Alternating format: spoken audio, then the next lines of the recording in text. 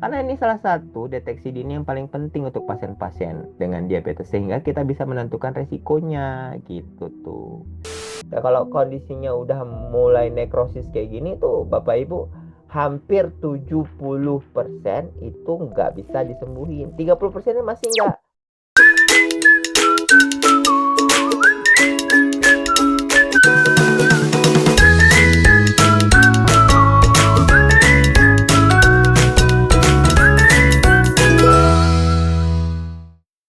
Hari ini saya senang sekali ya bisa ketemu dengan Bapak Ibu sekalian dari Sabang sampai Merauke.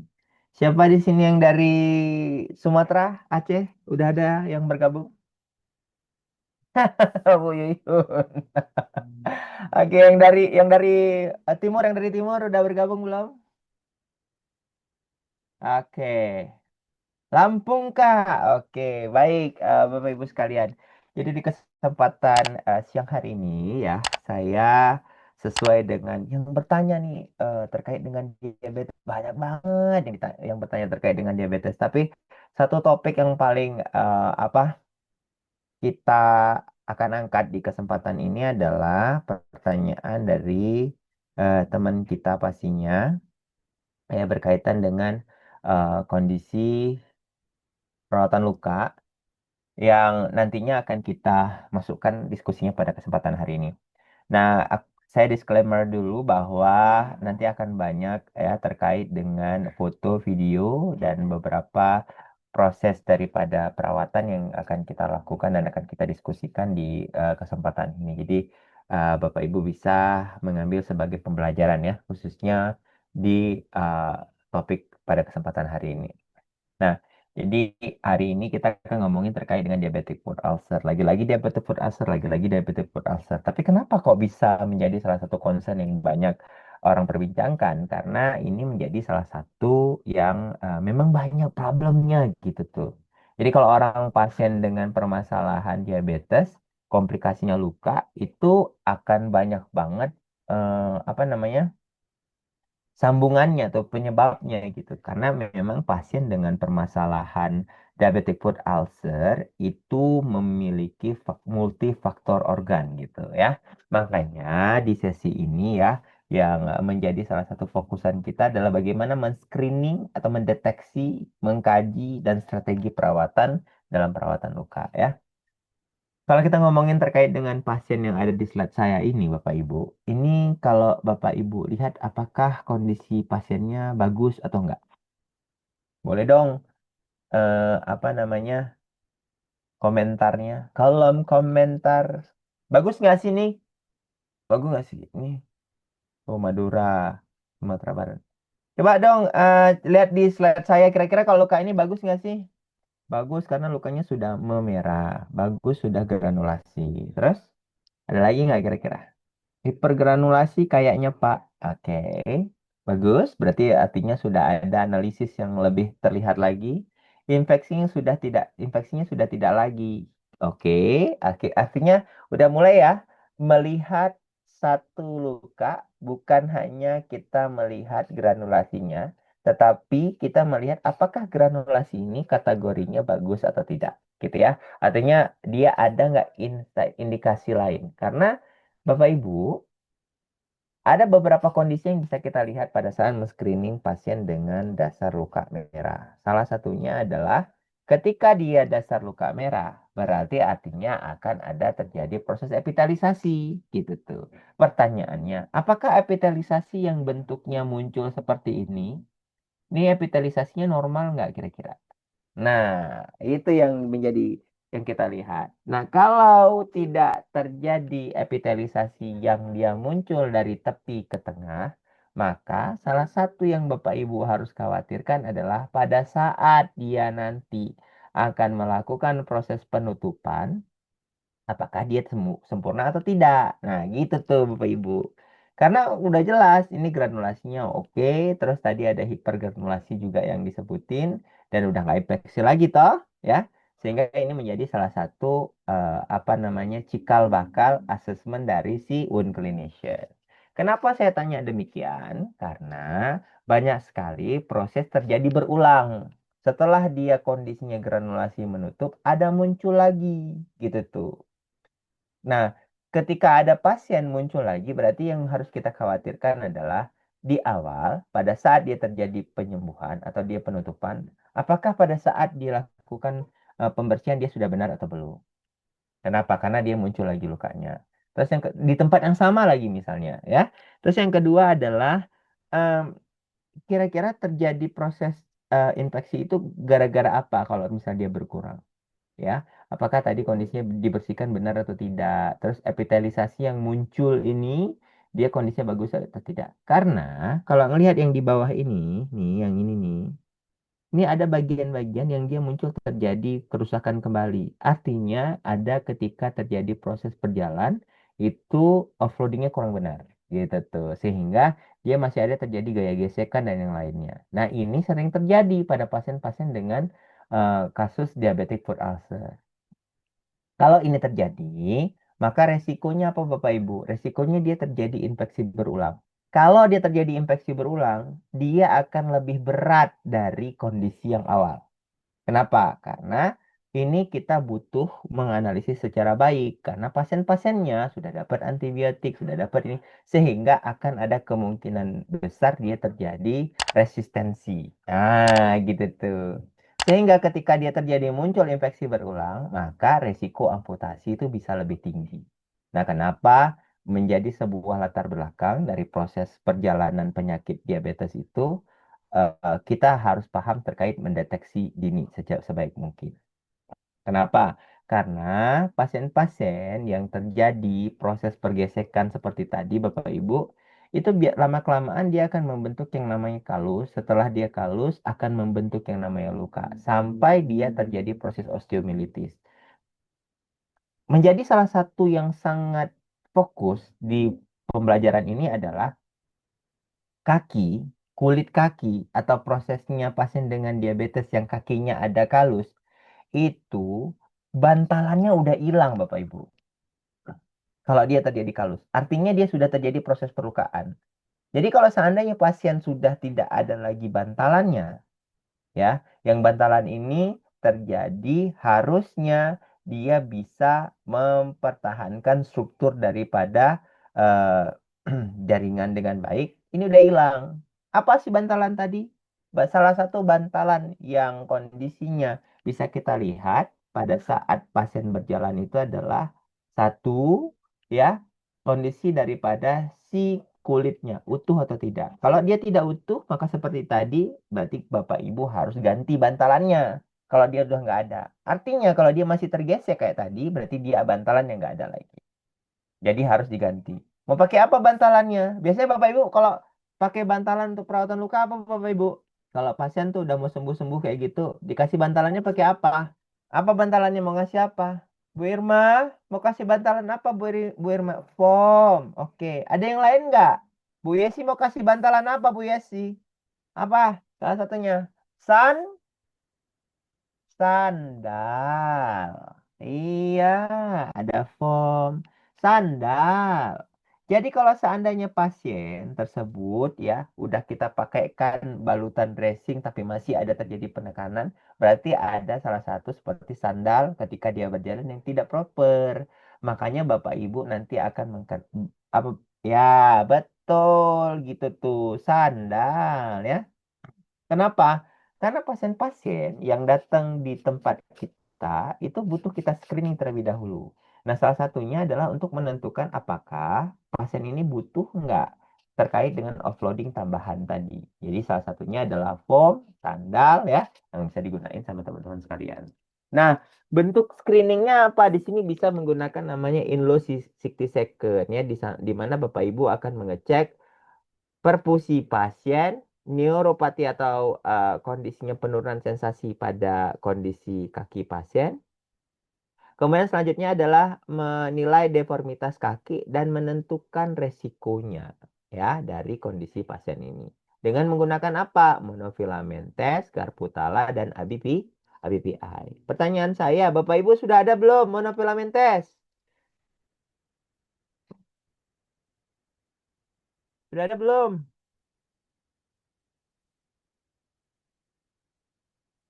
Belum. Aduh. Monofilamentes murah kali itu. Monofilamentes itu Bapak Ibu cuman 20.000. Banyak itu. Kalau mau yang modelnya lengkap banget ya 150.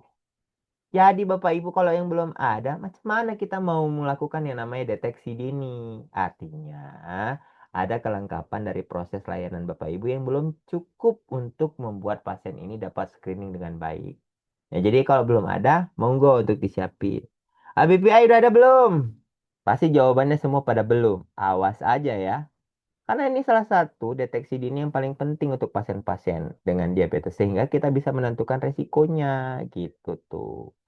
Nah, sehingga ada nih satu kasus nih pasien ya yang datang dengan kasus kena knalpot.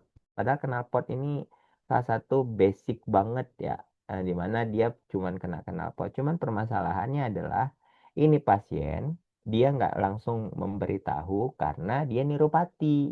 Jadi pas kena knalpot, niropati nggak kerasa teman-teman. Dan orang kita kalau dia belum sakit, belum ada rasa yang menyebabkan dia terjadi gangguan itu nggak akan ngelapor. Nah, datanglah dengan durasi 2 bulan dan ini pasiennya dengan DM yang tidak terkontrol ya. Nah, ini bisa kita lihat bahwa kondisi pasien dengan seperti ini Bapak Ibu yang bisa kita lihat itu adalah satu yang kita tentukan adalah dasar lukanya dulu ya. Dua, kita tentukan terkait dengan kondisi ada nggak bagian-bagian yang mulai terjadi resiko sampai adanya osteomielitis. Karena kerusakan pada kaki yang tadi saya bilang bantalannya cukup tipis tuh, sebenarnya kaki itu kalau nggak dilindungi, khusus pada pasien dengan diabetes, kulitnya tuh cukup tipis Bapak Ibu. Jadi kalau rusak dikit itu cepat banget dia sampai ke tulang.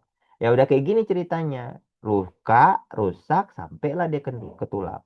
Kalau dia modelnya udah ada bone expose, tendon expose, nah ini menjadi salah satu faktor yang Bapak Ibu harus lihat adalah kebutuhan untuk mengecek apakah infeksinya sampai ke tulang atau tidak. Kalau sampai ke tulang berarti dia osteomielitis Bapak Ibu. Jadi bukan sekadar kondisinya Bapak Ibu rawat-rawat luka aja, tapi bisa menentukan kondisinya sampai apakah pasien ini osteo atau tidak ya. Kemudian selanjutnya adalah kita cek tepi lukanya. Nah, ini tepi lukanya. Kita bisa ngeliat nih, tepi lukanya jelas ya, tidak menyatu, kemudian kondisinya udah terbuka. Jadi ini kita mau ngapain kalau udah terjadi seperti ini? Nah, kalau udah terjadi seperti ini, berarti Bapak Ibu yang harus dilakukan adalah bagaimana cara Bapak Ibu menentukan eh, apa yang di apa ya tanda dan gejala yang terjadi. Nah, kalau misalnya sudah bisa menentukan semua ini, berarti kita lihat batasan tanda dan gejala dia masuk dalam kategori infeksi. Sebatas mana dia terjadi? Ini penting untuk Bapak Ibu lihat. Nanti kenapa bisa kita butuhin? Karena kita rawat sampai sebatas mana dia terjadi merah atau eritema. Nah, disitulah kita lakukan penutupan dengan teknik moist wound healing ya. Kemudian, berapa banyak cairan yang keluar? Nah, kalau cairan yang keluar kondisinya dia terlampau banyak, berarti Bapak Ibu harus bisa menentukan mau kapan diganti balutannya, berapa lama dikasih balutannya, gitu kan prosesnya. Sehingga kalau kita ngelihat dari kasus pasien ini ya, udah ada namanya eh, apa tendon expose ya. Ini kalau misalnya Bapak Ibu pakai tangan diraba-raba, dia keraba adanya tulang, berarti dia osteomielitis. Nah, sehingga kebutuhannya adalah di sini pakai dressing yang harus bisa bunuh kuman. Dan pastinya proper pasiennya untuk pemberian topical terapi dan pemberian antibiotik. Nah, ini salah satu jenisnya adalah sulfur dressing. Gitu, Bapak Ibu ya. Terus kita tutup fiksasi. Nah, ini yang saya bilang tadi. Kalau dia kondisinya udah rusak parah kayak gitu, jangan dibiarin. Jadi kasihlah namanya offloading. Nah, offloading inilah yang nanti akan membantu banyak-banyak banyak pasien tidak terjadi aktivitas yang terlampau banyak, khususnya pada kaki. Dan ketika dia melakukan aktivitas, juga dia punya bantalan yang cukup proper. Nah, di sesi ini ada yang nanya nih Bapak Ibu, ya ada pasiennya awalnya kalau kita ngeliat tuh ya ada luka di bawah sela-sela jari yang modelnya terkupas seperti itu dan warnanya putih-putih Bapak Ibu. Ini adalah salah satu kondisi yang sering terjadi pada kasus-kasus pasien ya dengan yang namanya diabetes. Nah, awalnya itu ada kutu air ya. Bapak Ibu tahu ya kutu air ya? Kutu air tuh biasanya warnanya tuh akan putih-putih kayak gini nih ya. Artinya ini pasien ini infeksinya bukan hanya sekedar bakteri, tetapi dia juga jamur. Gitu Bapak Ibu. Jadi harus dapat antimikrobial yang bisa bunuh jamur dan bunuh kuman. Gitu tuh Bapak Ibu. Pertanyaan kedua adalah infeksi yang terjadi pada kondisi luka ini setelah dilakukan perawatan ya itu apa kondisinya terjadi iskemia yang berlanjut nih kondisinya. Jadi kalau ada pasien kayak gini dia dengan infeksi yang Bapak Ibu harus lakukan apa? Cek salah satunya pakai oximetry untuk cek saturasinya. Terus cek capillary level temp-nya. Kira-kira dia balik nggak perfusinya dengan baik. Kayak gitu Bapak Ibu. Kalau ada ABPI, cek ABPI. Kalau bagian ini sudah diraba dingin, capillary level temp-nya dia udah nggak balik sesuai waktunya, pasiennya adalah unstable. Artinya pasiennya perfusinya nggak bagus. Jadi kalau pasiennya perfusinya nggak bagus, yang dilakukan sama Bapak Ibu apa? Berarti kita harus berkolaborasi dengan dokter yang mampu memberikan obat vasodilatator. Gitu Bapak Ibu. Nah, siapa yang bisa? Ya, penyakit dalam, vaskuler, ya, itu bisa Bapak Ibu. Untuk apa? Tujuannya untuk mencegah terjadi nekrosis, kerusakan jaringannya. Ditambah dengan apa? Ditambah kita yang kondisinya punya perawatan luka dengan pemberian silver untuk tujuannya otolisis debridement atau prosesnya menurunkan inflamasi tadi, itu bisa bekerja dengan baik, maksudnya bisa berjalan. Makanya kenapa butuh banget kasus-kasus pasien yang kondisinya setelah misalnya dia ada luka, kita cek nih di bagian ini nih. Dia mulai terjadi unstable, ya. Maka kita butuh untuk berkolaborasi. Butuhnya itu, ya. Nah, jadi apa yang mau Bapak Ibu lakukan kalau dia udah jadi nekrosis? Berarti kalau dia udah jadi nekrosis adalah cepat-cepat untuk nurunin inflamasinya biar dia nggak berjalan kemana-mana. Karena kalau ngelihat dari kasus ini, dia inflamasinya udah mulai jalan nih. Dia udah mulai masuk ke bagian punggung kaki dengan warna perubahan eritema di sekitar lukanya. Kalau ini udah terjadi, berarti Bapak Ibu sudah bisa untuk memberikan kolaborasi salah satunya antibiotik yang sesuai untuk pasiennya.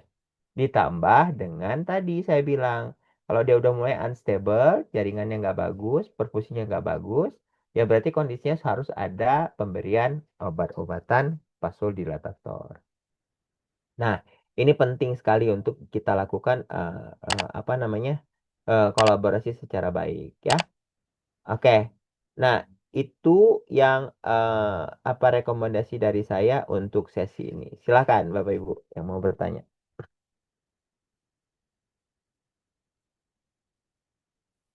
Oke, baik. Terima kasih Nurse Kana yang sudah memberikan tadi ya banyak beberapa kasus juga kepada kita bagi Bapak Ibu yang mungkin mau berdiskusi berkaitan dengan kasus yang lagi ditangani ya, Nurse Kana ya.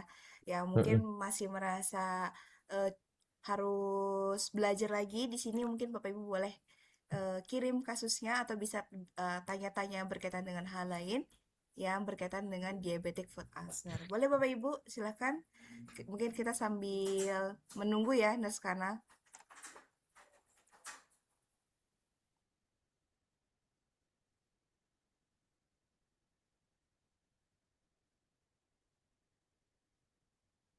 Oke, nih Nurse karena ada pertanyaan dari Ibu Erna.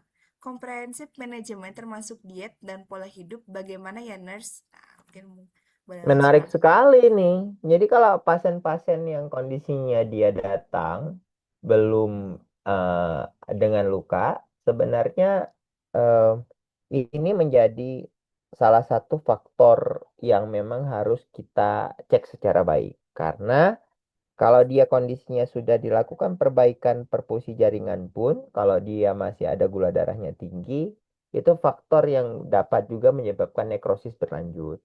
Makanya, pada saat Bapak Ibu ketemu pasien dengan diabetes yang dia dengan unstable kayak gini Bapak Ibu, ya, terus ditanya sama keluarganya, ini masih bisa disembuhin atau masih bisa diselamatkan atau tidak? Ya, kalau kondisinya udah mulai nekrosis kayak gini tuh Bapak Ibu hampir 70% itu nggak bisa disembuhin. 30% masih nggak. Ya bisa. Cuman Bapak Ibu harus ngelihat kedalaman kerusakannya. Gitu tuh. Makanya ini butuh untuk dicek lagi sampai ke tulang. Bisa nggak kondisinya tulangnya masih kita selamatin? Ya kalau nggak bisa tulangnya diselamatin ya berarti kondisinya ya harus dilakukan pengangkatan jaringan gitu tuh. Apalagi kalau dia terus-terus unstable, terus belum dapat vaskular sampai hari ini nih apa pemberian obat dilatator misalnya untuk pembuluh darah ya pasti dia akan terus nekrosis, dia nggak bisa diselamatin kalau udah ini atau dikenal dengan keterlambatan. Nah, terkait dengan diet sendiri ini penting untuk bisa dikontrol pasiennya. Salah satunya adalah kalau seandainya gula darahnya tinggi dan pasien ini tidak patuh untuk minum obat gitu. Tapi kalau dia patuh minum obat, kemudian gula darahnya nggak tinggi kayak gitu, menurut saya yang perlu difokusin adalah pemberian obat vasodilatatornya. Itu penting. Kemudian pola pola hidup dengan bagaimana ya pola hidup tuh sebenarnya kan selalu direkomendasikan bahwa pasien dengan diabetes kudu harus apa namanya melakukan yang namanya olahraga kaki. Senam kaki itu penting. Jadi teman-teman sekalian itu bisa melakukan yang namanya apa anjuran senam kaki untuk pasien dengan khususnya diabetes ini ya untuk pola pola hidupnya. Makanya kenapa Ibu kalau besok Bu Erna punya pasien itu tuh boleh Bu dikasih satu diary untuk pasien itu satu hari itu makannya apa dan kira-kira pada saat dia makan itu kondisinya bisa naik atau tidak gulanya. Kalau dia naik, aktivitas apa yang bisa dilakukan untuk bisa menurunkan gula darah itu? Misalnya olahraga. Nah, nanti kita cek setelah olahraga gula darahnya bisa turun atau tidak. Itu penting, Bu. Nah, makanya kenapa saya bilang ibu dan bapak harus membentuk satu komunitas pasien dengan diabetes. Jadi pasiennya itu bisa dikelola dengan baik sama bapak ibu untuk di follow up selanjutnya. Gitu ya. Oke, terus saya ada kasus pasien DM, jari kaki luka sudah ada pes, terus ada kebiruan di jaringan setelah saya berikan silver. Jarinya setelah saya berikan silver kebiruan. Luka jadi merah, tapi setelah pertemuan selanjutnya malah ada pus lagi. Mohon arahan. Ini ya, pasiennya ini tah? Oh iya, beda ya. Sorry, sorry, sorry. Nah, eh, jadi kalau gitu, yang jadi gini. Teman-teman, kalau sudah melakukan yang namanya otolisis debedeman, ya, dia itu kondisinya akan ngebuka jaringan yang tadinya ketutup, ya, untuk dilunakkan. Setelah dia lunak, maka kompensasi tubuh itu akan mengeluarkan cairan yang banyak. Jadi, gimana kok kondisinya ada muncul lagi pes? Berarti ada kondisi di dalam sana yang belum bersih diangkat atau dibersihkan bagian jaringan matinya yang belum optimal. Jadi, kalau dia memang ada pes itu harus dibersihkan sampai ke bagian mana yang dia terlihat pes. Makanya saya bilang, Bapak Ibu, kenapa butuh ada eh, proses evaluasi selama 2 sampai 4 hari untuk melihat dasar luka itu jadi merah atau tidak gitu tuh. Jadi kalau seandainya dilakukan perawatan masih 1 2 hari, ya pastilah kondisinya akan masih muncul pes. Karena apa? Karena 1 2 hari itu prosesnya masih otolisis. Jadi makanya kenapa pemberian silver itu di posisi awal, misalnya kayak gini nih, kita mengelisisin yang tadinya awalnya dia kering, terus diberikan si apa namanya silver ini itu jadi lunak, ya pasti dia akan ngeluarin cairan. Makanya kenapa butuh Bapak Ibu ngebersihin. Itu sih. Makanya kenapa dia masih ada pus ya berarti masih ada jaringan matinya. Untuk luka seperti ini baiknya apa nih? Baiknya salep apa? Nggak beserta dressing nurse. Nggih. Oh nggih. Nggih beserta dressingnya. Kalau ini Kalau ini kan kondisinya udah epitel, berarti kalau epitel teman-teman tinggal support epitelnya, jaga kelembaban. Kasih aja Metcopazin Red pakai apa namanya kalsium alginate, tuh cukup itu mah. Jalan dia tuh. Nah, nih pergranulasi nih, ya. Kasus DM di jari, kemudian kebiruan ya ini tadi. Ini Bapak Ibu, kalau saya lihat ini eh, ada di bagian dalam dari kondisi pasiennya yang ada jaringan matinya. Ini nih bagian-bagian yang mungkin agak terbuka-terbuka sedikit. Coba ambil aja pinset itu masukin ke dalam pinsetnya kemudian dibersihin pakai eh, coba untuk ngangkat di bagian-bagian dalam sana kayak gitu. Kalau di UCAR Center sendiri kita punya namanya kamera termografi. Jadi kita bisa nentuin apakah jaringan tersebut dia betul granulasi sehat atau bukan. Jadi kita bisa nentuin bahwa dia ada inflamasi atau bukan. Kalau di Bukar Center ada itu. Kalau ini lagi deket-deket mau dicek boleh bawa ke sini. Kita untuk cek termoregulasinya apakah dia infeksi atau tidak. Tapi kalau di ibu, kalau kalau saya lihat ini kondisinya ada hipergranulasi berarti dia masih ada di dalamnya jaringan yang belum bersih. Jadi boleh ambil pinset masukin ke dalam bersihin tuh semua bagiannya. Dicatut-catut aja tuh di dalamnya biar keluar jaringan matinya. Prosesnya kayak gitu. Kalus sudah ditangani sampai selesai 2 bulan, kemudian kalus muncul. Ya, itu tadi saya bilang, offloadingnya berarti kurang pas. Berarti harus dikasih offloadingnya, salah satunya adalah bisa dari sandalnya, bisa dari dressingnya. Boleh foam, boleh tadi prosesnya kasih apa namanya sandal. Silahkan. Luka bakar, kasih aja silver udah cukup. Saya lokasi di Madura, nah wah jauh ya. Kalau di Madura ke siapa? Mau main-main ke Mbak Foni kah? Boleh juga itu. Mbak Foni ada di Mojokerto. Untuk bisa itu boleh. Nah gitu Bapak Ibu. Ya untuk si dressing. Ini apa lagi nih? Satu lagi. Apa? Ini kenapa? Apa masalahnya ini? Masalahnya apa ini yang terakhir dikirim? Mohon koreksi. Ini saya kasih Medco dressing melolin. Rawat luka 4 hari. Apa ada koreksi lagi, Nes? Enggak. Lanjutin aja. Bagus sudah tuh. Tinggal apa evaluasi epitelnya yang bagus aja. Udah. Nutup ini sekitar 2 minggu lagi kali.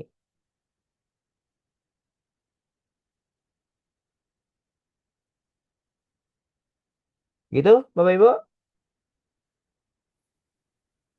Oke, Bapak Ibu sekalian, cukup ya, kita cukupkan sesi diskusi bersama dengan Nurse Kana. Bapak Tunggu, Ibu tunggu, lihat tunggu, tadi, Balis, tunggu. ya. Tidak perlu ganti form kah? Kalau misalnya form, cek apakah dia hipergranulasi atau bukan. Kalau dia hipergranulasi, aku nggak bisa ngelihat secara detail gitu dia hipergranulasi atau bukan. Tapi kondisinya boleh kalau dia hipergranulasi kelihatan dia dari tepinya agak tinggi, kasih aja foam semuanya terus lakukan bedet pakai kohesif. Udah gitu. Oke, Mbak Lis, lanjut. Oke, baik. Terima kasih Bapak Ibu yang sudah bertanya kepada Nurse Kana, baik tadi apa mengenai kasus dan lainnya. Dan jika begitu, tadi pertanyaan dari Ibu Nur Khalifah menutup sesi diskusi bersama Nurskana dan juga sesi materi bersama dengan Nurskana hari ini. Mungkin Bapak Ibu kita bisa foto bersama terlebih dahulu. Nurskana boleh eh, kita foto bersama. Bapak Ibu boleh langsung on cam. Nah, ini luar biasa ya. Kita foto satu, dua, tiga. Sekali lagi, satu, dua, tiga. Oke, terima kasih Bapak Ibu sekalian dan Nurse Kana tentunya yang sudah berpartisipasi di Petco Academy hari ini, minggu ini yang sangat luar biasa. Terima kasih Nurse Kana yang sudah membagikan ilmunya hari ini. Mudah-mudahan terus sehat ya Nurse untuk berbagi ilmu kepada kita semua. Terima kasih Nurse Kana. Oke, selamat berpuasa Bapak Ibu. Sehat selalu. Sehat selalu Nurse.